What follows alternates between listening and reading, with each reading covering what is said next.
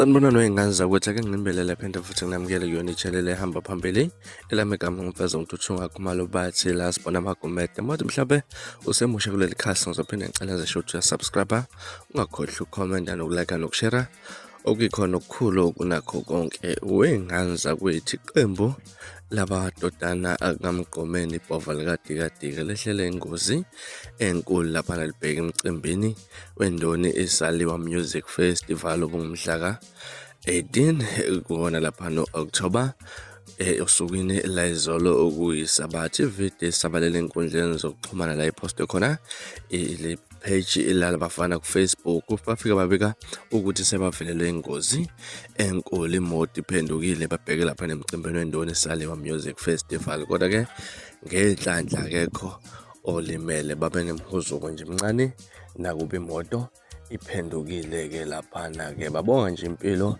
ukuthi uNkulunkulu lokhu emuhle njalo nakuba kwenzeka izinto ezibuhlungu kanjena, kodwa uNkulunkulu walile nezimpilo zabo-ke ngane zakwethu. Indaba enjalo elaphana esibhekile namhlanje ukubonga nje impilo ukuthi abafana nakuba imoto esibonile ividiyo iphenduka iyabheka phezulu, kodwa-ke bakhonile ukuthi-ke bafike laphana-ke bangenamhuzuko-ke laphana owey'ngane zakwethu-ke laphana. Nansi ividiyo zibonele mathupha laphana-ke ividiyo laphana ekhombisa imoto ukuthi binjani ngesikhathi laphana iphenduka noma iqeda ukuphenduka-ke laphana-ke bebheke empangeni kwindoni isaliwa Music Festival. Nansi ividiyo ngane zakwethu, hlana kwividiyo elandelayo nibe nosuku lumnandi, ngithanda khona.